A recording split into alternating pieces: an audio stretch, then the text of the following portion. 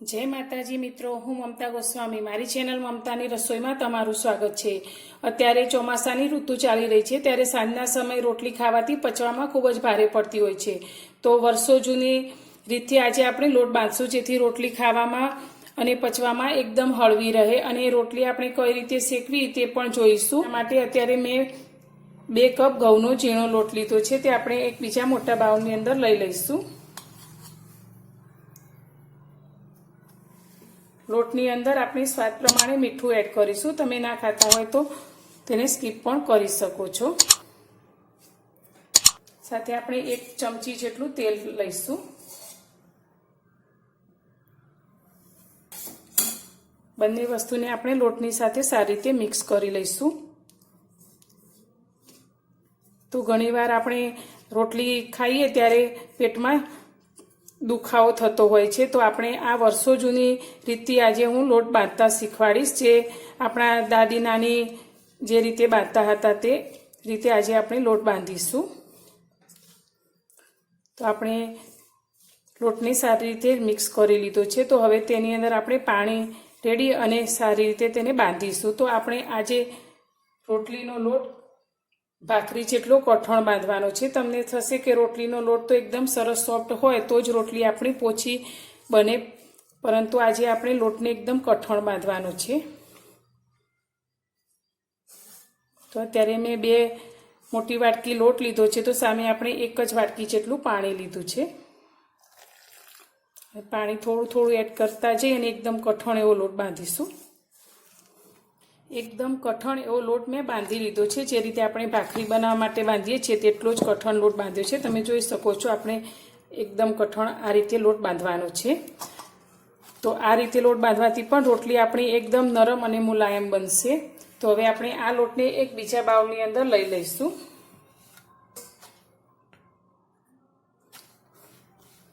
હવે આ લોટની અંદર આપણે પાણી રેડીશું। તો જેટલો લોટ આપણો અંદર ડૂબી જાય તેટલું પાણી આપણે લેવાનું છે।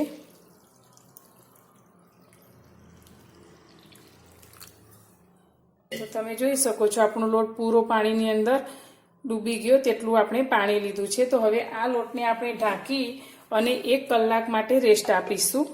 લોટને પાણીમાં રાખી આપણને લગભગ 1 કલાકથી પણ થોડો વધારે સમય થઈ ગયો છે। તો હવે આપણે આ લોટને પાણીમાંથી બહાર કાઢી લઈશું। તો આપણે જે બાઉલમાં લોટ બાંધ્યો હતો તેને ફરી લઈ લઈશું અને આપણે આ લોટને પાણી થોડું નિતારી અને બીજા બાઉલની અંદર લઈ લઈશું।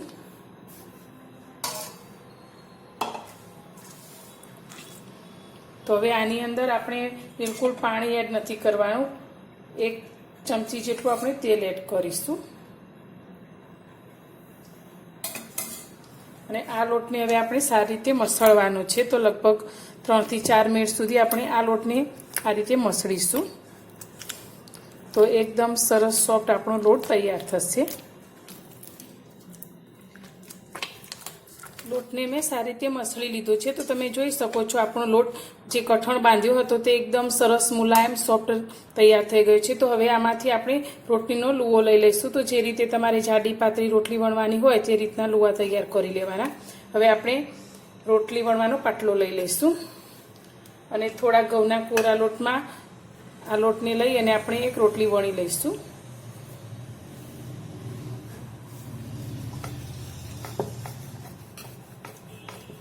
બાજુમાં આપણે તવીને પણ ગરમ કરવા રાખી લીધી છે। તો આ રોટલીને આપણે સીધી ગેસ પર ફૂલાવતા હોઈએ છીએ।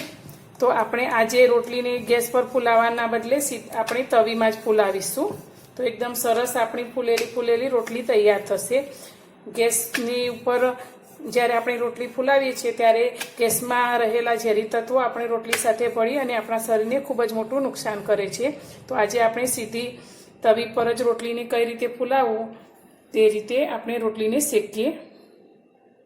ગેસ પર આપણે તવીને ગરમ કરવા રાખી છે। તો તે સારી રીતે ગરમ થઈ ગઈ છે। તો આપણે વળેલી રોટલી તવીની અંદર લઈ લઈશું। હવે આપણે નીચેની સાઈડ થોડી ચડે પછી તેને આ રીતે આપણે પલટાવી લઈશું।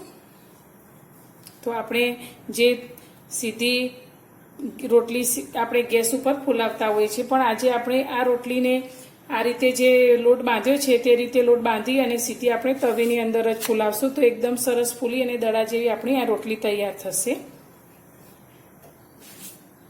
તો આપણું નીચેનું પણ સારી રીતે ચડી ગયું છે. તો હવે આપણે રોટલીને આ રીતે પલટાવી લઈશું. તો તમે જોઈ શકો છો આપણી રોટલી એકદમ સરસ રીતે ફૂલવા લાગી છે. તો હાથે દજાય ને તેના માટે આ રીતે તમે કપડું લઈ શકો છો અને આ રીતે થોડું કિનારી પરથી પ્રેસ કરશું તો તમે જોઈ શકો છો એકદમ સરસ રીતે આપણી રોટલી ફૂલી ગઈ છે.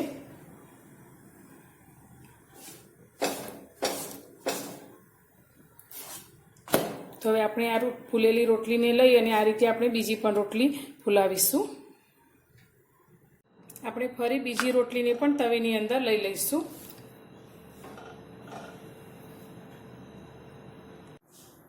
તો તમે જોઈ શકો છો આપણી બીજી રોટલી પણ એકદમ સરસ રીતે ફૂલવા લાગી છે.